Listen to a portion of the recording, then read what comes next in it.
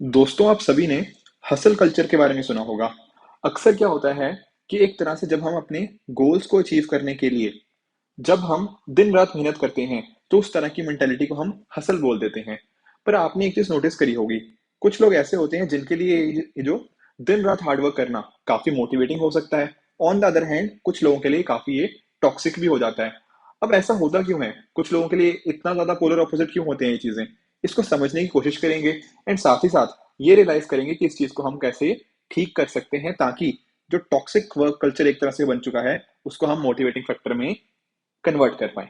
Right? तो start करते हैं।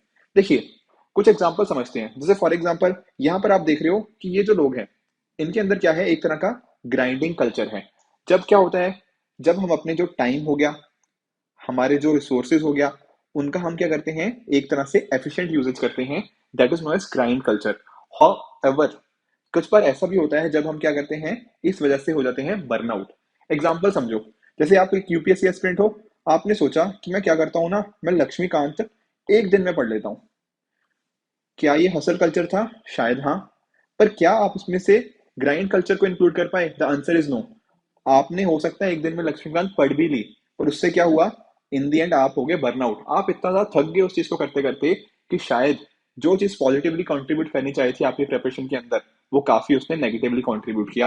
और यही रीजन है कि डब्ल्यू भी बोलता है कि ये जो हसल कल्चर है ना, आपको नेगेटिवली इम्पैक्ट नहीं करना चाहिए। जैसे एग्जांपल देखो, आजकल आप देख रहे हो 21st सेंचुरी के अंदर कितने ज्यादा डिप्रेशन के केसेस बढ़ रहे हैं। हमारे पास जो सुसाइड का नंबर्स हैं वो कंसिस्टेंटली राइज पे होते जा रहे हैं।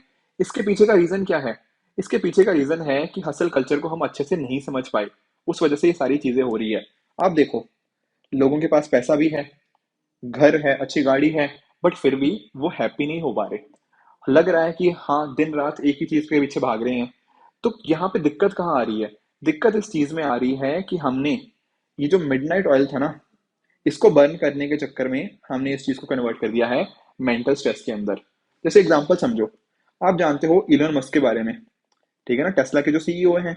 अब उन्होंने भी तो दिन रात काफी हार्डवर्क करते हैं, वो भी तो बर्निंग ऑफ मिडनाइट ऑयल ही है, डेफिनेटली। पर यहाँ पर उनका फोकस क्या है? अपने पैशन को फुलफिल करने का।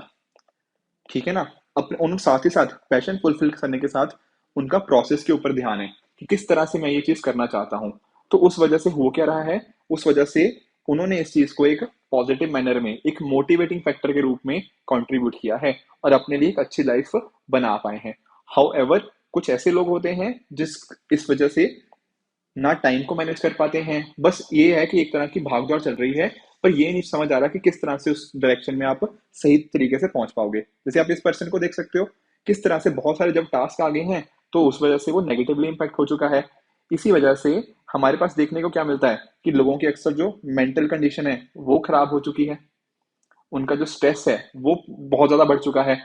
एक तरह का जो वर्क लाइफ बैलेंस था उनको मैनेज नहीं कर पा रहे, और साथ ही साथ अपने फैमिली मेंबर्स के साथ, अपने फ्रेंड्स के साथ एक रिलेशन जो काफी नेगेटिवली या फिर काफी डिटेरियोरेट हो चुका है। ठीक है? तो ये तो हो गया इन जनरल लाइफ के अंदर। सिमिलर चीज हमें अपने यूपीएससी जर्नी में भी देखने को मिलती है। बहुत सारे स्टूडेंट्स को मैं अक्सर देखने सुनता हूँ कि सर, हम दिन रात पढ़ते भी रहते हैं, पर कहीं ना जब चीजें पढ़ने लगते हैं तो चीजें याद नहीं हो पाती या ध्यान नहीं प्रॉपरली लग पाता। तो शायद आप, ऐसा हो सकता है कि आप इनपुट तो देने की कोशिश कर रहे हो, पर उससे आउटपुट नहीं निकल आ रहा। आपको लगता तो है कि मैं काफी ज्यादा बिजी हूँ, दिन रात पढ़ रहा हूँ, पर क्या आप एक्चुअली अपनी प्रेपरेशन के अंदर कंट्रीब्यूट कर रहे हो? शायद नहीं। और यही आपको हेल्प कर सकता है टॉक्सिक कल्चर से एक मोटिवेटिंग फैक्टर के अंदर मूव करने के अंदर। देखो, एक चीज रियलाइज करो कि हर चीज, हर अगर किसी चीज की ना, या तो टू मच और too little of everything is bad.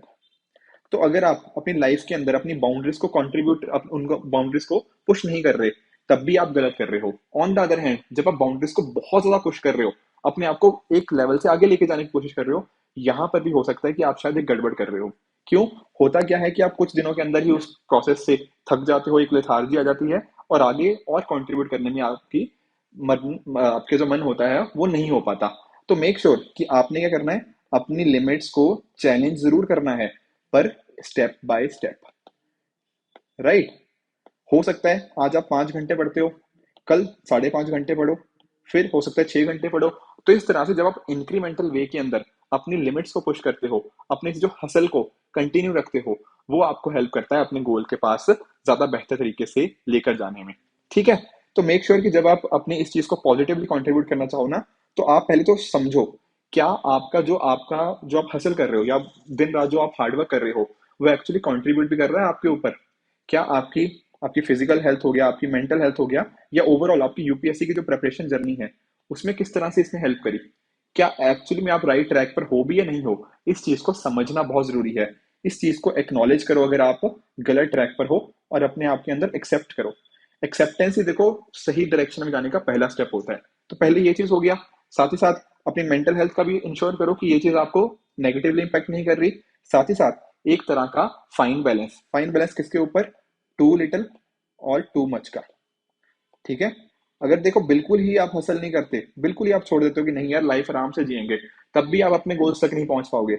और अगर आप जरूरत से ज्यादा करते हो, तब भी आपको वो नेगेटिवली इंपैक्ट करता है। तो एक तरह का क्या जरूरत है, बीच का एक फाइन बैलेंस। उसके साथ ही इंक्रीमेंटल प्रोग्रेस, जैसे मैंने बताया कि डे बाय डे अपनी लिमिट्स को पुश करो। पर ऐसा नहीं है कि अचानक एक दिन 5 घंटे पढ़ लिया, एक दिन 15 पढ़ लिया, फिर 2 घंटे पे आगे नहीं। धीरे धीरे इंक्रीमेंटल प्रोसेस, एंड साथ ही साथ प्रोसेस को फॉलो करो। ठीक है ना, आउटपुट के ऊपर शायद उतना ध्यान देना, देखो आउटपुट को हम इग्नोर नहीं कर सकते, बट डेफिनेटली अगर आपका प्रोसेस ठीक है, अगर आपने अपने प्रोसेस को इंजॉयमेंट के हिसाब से किया है, ठीक है, जैसे यूपीएससी प्रिपरेशन में भी देखा होगा आपने, कुछ लोग बहुत ज्यादा अनॉयड रहते हैं, काफी थके हुए रहते हैं, काफी सैड रहते हैं। ऑन द अदर हैंड कुछ प्रेपरेशन भी करते हैं, बट उसके साथ ही साथ अपनी लाइफ को भी एक अच्छे तरह से जीते हैं। तो प्रोसेस अगर आपका एंजॉयमेंट है ना, उसके अंदर आपने प्रोसेस को अच्छे से समझ लिया, तो ये चीज आपको डेफिनेटली उस अपने सही डायरेक्शन में कंट्रीब्यूट कर सकती है। तो यूपीएससी प्रिपरेशन को बेहतर ढंग करने के लिए आप इस चीज से, इस तरह से आप इसको फॉलो कर सकते हो। इसके साथ ही साथ हमारी टीम भी आपको अलग अलग तरीकों से हेल्प कर रही है। ठीक है, जैसे आपको अलग अलग मोटिवेशनल वीडियोस हो गए, उसके साथ ही साथ हमारे जो अलग अलग कोर्सेज हैं उनमें भी हम ये इंश्योर करते हैं कि आपको सारी चीजें एक होलिस्टिक मैनर के अंदर प्रोवाइड करी जाए, ताकि आपकी चीजें काफी, आपको ना जो प्रोसेस होता है उसको थोड़ा आसान किया जा पाए। जैसे एग्जाम्पल समझाता हूँ, कॉम्प्रिहेंसिव प्रीलिम्स बैच, इसके अंदर क्या होता है, सारे आपको वीडियो लेक्चर्स हो गया, आपको टेस्ट हो गया, सी सेट हो गया, और भी बहुत सारे फीचर्स यहाँ पे ऊपर प्लान्ड हैं जो आपके पूरे प्रीलिम्स का बहुत अच्छे से ध्यान रखते हैं। उसी तरह से कुछ ऐसे एस्पिरेंट्स भी होते हैं जिनको थोड़ी मेंस से दिक्कत आती है। ठीक है, तो यहाँ पर अलग अलग जो भी मेंस के कंपोनेंट होते हैं, उनका वैल्यू एडिशन हो गया, उनका कंटेंट हो गया, उसके अलावा बाकी सारी चीजें भी यहाँ पे कवर कर दी जाती हैं। तो अगर आप इनमें से किसी कोर्स में ज्वाइन करना चाहते हो, तो video.onlyas.in पे जा सकते हो, या फिर इस नंबर्स पे भी हमें कांटेक्ट करके अपने डाउट्स को रिजॉल्व करा सकते हो। कुछ aspirants on the other hand ऐसे भी होते हैं जो चाहते हैं कि एक तरह से प्री प्लस मेंस की इंटीग्रेटेड स्टडी हो, तो वो ज्वाइन कर सकते हैं हमारा प्रारंभ बैच, जहां पर बिल्कुल बेसिक से स्टार्ट करते हुए बिल्कुल एडवांस तक सारी चीजों को डिस्कस किया जाता है। साथ ही आपको स्टडी मटेरियल हो गया, टेस्ट सीरीज हो गया, ये सारी चीजें भी प्रोवाइड करी जा सकती हैं। तो डेफिनेटली आपको क्या होता है, एक तरीके से प्रॉपर प्लान शेड्यूल के हिसाब से चीजें मिल जाती हैं यहाँ पर। ठीक है, तो इन नंबर से कांटेक्ट कर सकते हो, अपने डाउट्स रिजॉल्व करवाओ, एंड साथ ही साथ कोर्स ज्वाइन कर लिया आप video.onlyas.in पर जा सकते हो। एंड आई होप इस पर्टिकुलर लेक्चर के थ्रू आपको समझ आया होगा किस तरह से आपको वो टॉक्सिक जो कल्चर था उससे आप मूव कर सकते हो मोटिवेटिंग कल्चर की तरफ, एंड कहीं ना कहीं अपनी यूपीएससी जर्नी को और बेहतर बना सकते हो। ठीक है, इसी तरह से आप भी अपने एंड पे हार्डवर्क करते रहिए। Goodbye and good luck.